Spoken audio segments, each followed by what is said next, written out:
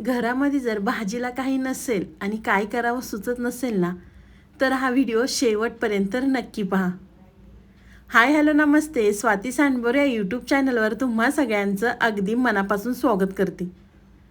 तर इथे पहा, मी एक वाटी भरून हरभऱ्याची डाळ भिजत घातली होती. 4 ते 5 तासांसाठी आपल्याला ही डाळ भिजवून घ्यायची आहे. तुमच्याकडे जर खूप वेळ असेल तर 7 ते 8 तास ही डाळ भिजवली ना तर अगदी छान भिजते. तर इथे मी 5 तास ही डाळ भिजवून घेतलेली आहे. डाळीमधलं आपल्याला सगळं पाणी काढून घ्यायचं आहे. त्यानंतर इथे मी मिक्सरचं भांडं घेतलेलं आहे. मिक्सरच्या भांड्यामध्ये आपल्याला भिजवलेली हरभऱ्याची डाळ घालायची आहे. तर इथे मी सगळी हरभऱ्याची डाळ मिक्सरच्या भांड्यामध्ये काढून घेते. हरभऱ्याची डाळ घेतल्यानंतर त्यामध्ये आपल्याला 4 ते 5 हिरव्या मिरच्या घालायच्या आहेत. तिखट तुम्ही तुमच्या आवडीनुसार कमी अधिक करू शकता. मिरच्या घातल्यानंतर त्यामध्ये आपल्याला लसूण घालायचा आहे. इथे मी 10 ते 12 पाकळ्या लसूण घातलेला आहे.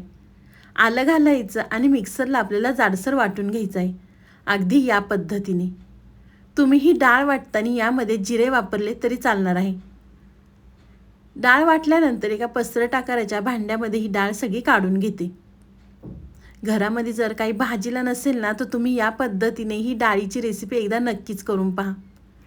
एका भांड्यामध्ये डाळ काढल्यानंतर त्यामध्ये अर्धा चमचा हळद, भरपूर चिरलेली कोथिंबीर, हरभऱ्याची डाळ असल्यामुळे पचायला जड जाते त्यामध्ये आपल्याला पाव चमचा हिंग घालायचा आहे. म्हणजे घरातले वयस्कर लोकसुद्धा अगदी आवडीने खातील. 1 चमचा त्यामध्ये आपल्याला जिरा पावडर घालायची आहे. तुम्ही वाटताना जिरे वापरले तर इथे नाही वापरले तरी चालणार आहे. चवीनुसार मीठ घालायचं आणि एकसारखी आपल्याला ही डाळ मिक्स करून घ्यायची आहे. इथे डाळीचं मिश्रण आपलं तयार झालेलं आहे. एका साईडला पॅन गरम करून घेतलेला आहे. पॅनमध्ये आपल्याला 1 चमचा तेल घालायचं आहे. तेल गरम झालं की इथे मी 1 वाटी भरून सुक्या खोबऱ्याचे काप घेतलेले आहेत. तेलावरती खोबरं घालायचं आणि छान रंग बदलेपर्यंत आपल्याला भाजून घ्यायचं आहे. अगदी या पद्धतीने खोबरं छान भाजलं की भाजीला रंगसुद्धा अगदी छान येतो. खोबरं भाजल्यानंतर एका प्लेटमध्ये काढून घेते. त्यानंतर आपल्याला त्यामध्ये कांदा घालायचा आहे. इथे मी 3 कांदे चिरून घेतले होते. कांदासुद्धा आपल्याला रंग बदलेपर्यंत छान तेलावरती भाजून घ्यायचा आहे. अगदी या पद्धतीने कांदासुद्धा भाजलेला आहे तर एका साईडला काढून घेते. त्याच पॅनमध्ये आपल्याला तेल घालायचं आहे. तेल घातल्यानंतर तयार केलेलं डाळीचं मिश्रणाचे आपल्याला वडे तयार करायचे आहेत. तुमच्या लक्षात आलंच असेल की आज आपण हरभऱ्याची डाळ वापरून वाफ वड्यांची भाजी करतोय. काही जण त्याला वाफ वडेसुद्धा म्हणतात किंवा कोणी हरभऱ्याचे वडेसुद्धा म्हणतात. तुमच्याकडे काय म्हणतात मला नक्की कमेंट करून कळवा. तर तुम्हाला किती छोटे हवेत वडे किंवा किती मोठे त्यानुसार तुम्ही ते करून घेऊ शकता. तर अशाच पद्धतीने इथे मी पॅनवर सगळे वडे ठेवून घेते. तोपर्यंत तुम्ही माझा व्हिडिओ इथपर्यंत पाहिलाच आहे आणि व्हिडिओला अजूनसुद्धा लाईक केलं नसेल ना तर प्लीज एक लाईक नक्कीच करा. साईडचं बेल आयकॉनसुद्धा प्रेस करा म्हणजे तुम्हाला माझे नवीन व्हिडिओ पाहायला मिळतील. तर इथे मी कमी तेलामध्ये वडे तयार केलेले आहेत. तुम्ही तेलामध्ये तळूनसुद्धा घेऊ शकता किंवा चाळणीवर हे वड्यांना वाफसुद्धा देऊ शकता. तुम्हाला जी पद्धत आवडेल तुम्ही त्या पद्धतीने तयार करून घ्या. तर एका साईडनी भाजल्यानंतर दुसऱ्या साईडनी सुद्धा मी भाजून घेतलेले आहेत. पाहू शकता वड्यांना रंगसुद्धा किती सुंदर आलेला आहे. तर एका प्लेटमध्ये काढून घेते. तर इथे मी सगळे वडे एका प्लेटमध्ये काढून घेतलेले आहे. अशाच पद्धतीने इथे मी बाकीचे सुद्धा वडे करून घेते. काही वेळेस काय होतं, भाजी संपलेली असते आणि आपल्या लक्षात नसते की भाजी संपली आहे आणण्यासाठी. मग आयत्या वेळेस काय करायचं, तुम्ही या पद्धतीने हरभरा डाळीची भाजी एकदा बनवून पहा. अगदी लहानांपासून मोठ्यांपर्यंत सगळेजण आवडीने खातील. तुम्ही खूप वेळा या पद्धतीने वड्यांची भाजी बनवली असेल पण एकदा माझ्या पद्धतीने बनवून पहा.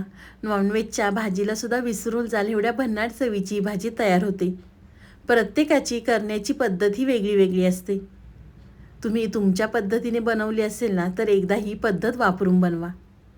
अगदी सगळेजण आवडीने खातील आणि कढईमध्ये ही भाजी शिल्लकसुद्धा राहणार नाही.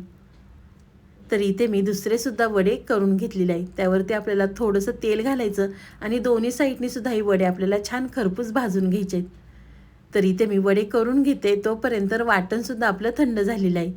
भाजलेलं खोबरं, भाजलेला कांदा, आलं, लसूण आणि इथे मी पुदिना आणि कोथिंबीर घेतलेली आहे.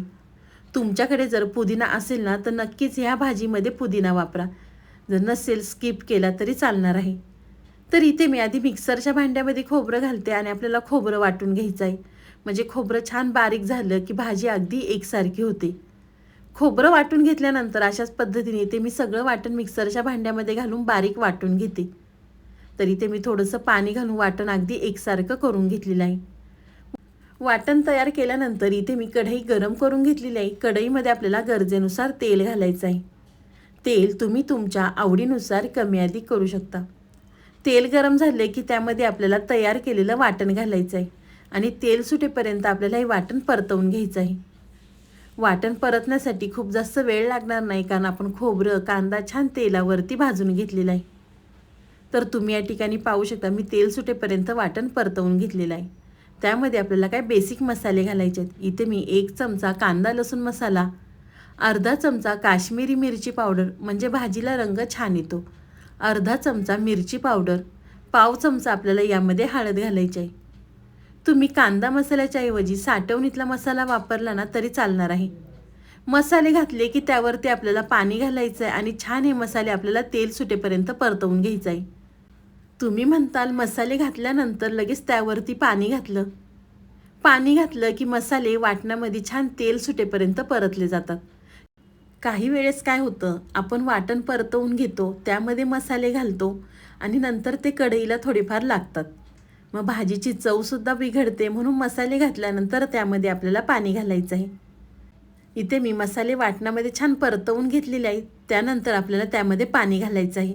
इथे मी पाणी गरम करून घेतलं होतं. कोणतीही रस्सा भाजी बनवताना त्यामध्ये आपल्याला गरम पाण्याचा वापर करायचा आहे. गरम पाणी घातल्यामुळे भाजीला रंग आणि चव अगदी छान येते. पाणी घातलं गरजेनुसार की त्यामध्ये आपल्याला चवीनुसार मीठ घालायचं आहे आणि भाजीला आपल्याला छान उकळी घ्यायची आहे. वड्यांची भाजी बनवताना आपल्याला हा रस्सा थोडासा सैलसर ठेवायचा आहे. वडे रश्श्यामध्ये सोडल्यानंतर रस्सा थोडासा कमी होतो, त्यामुळे आपल्याला ही भाजी थोडीशी रसरशीत ठेवायची आहे. भाजीला उकळी आली की त्यानंतर आपल्याला तयार केलेले वडे रश्श्यामध्ये सोडायचे आहेत. तुम्ही जर या पद्धतीने बनवली ना तर घरातले मागून मागून खातील. फक्त या पद्धतीने बनवून घरातल्यांना खाऊ घाला. नको नको म्हणणारे ते सुद्धा अगदी आवडीने खातील. आपण हे तयार केलेले वडे आहेत ना, तुम्ही घरातल्यांना तसे खायला दिले ना ते सुद्धा अगदी आवडीने खातील. अगदी मस्त चवीचे हे वडे तयार होतात. तर इथे मी सगळे वडे भाजीमध्ये सोडलेले आहेत. त्यानंतर आपल्याला परत एकदा मिक्स करून घ्यायचे आहे आणि बारीक गॅसवर आपल्याला 7 ते 8 मिनिटं ही भाजी उकळून घ्यायची आहे. तर तुम्ही या ठिकाणी पाहू शकता भाजीला रंगसुद्धा किती सुंदर आलेला आहे आणि ही भाजी थोडीशी दाटसर झालेली आहे. तर मस्त आपली ही वाफ वड्यांची भाजी तयार झालेली आहे. गरमागरम भाकरीसोबत, चपातीसोबत किंवा भातासोबत तुम्ही खाऊ शकता. तुम्हाला ही माझी आजची रेसिपी कशी वाटली ती मला नक्की कमेंट करून कळवा. व्हिडिओ आवडला तर व्हिडिओला लाईक, कमेंट, सबस्क्राईब करायला विसरू नका. तुम्ही माझा व्हिडिओ कोणत्या शहरातनं पाहता ते सुद्धा मला कमेंट करून नक्कीच कळवा, म्हणजे मी तुमचे आभार मानेल. तर चला, तुम्ही माझा संपूर्ण व्हिडिओ पाहिल्याबद्दल थँक्यू सो मच. पुन्हा भेटूया असाच एक छानसा व्हिडिओ घेऊन. तोपर्यंत स्वस्त खा, मस्त रहा. बाय.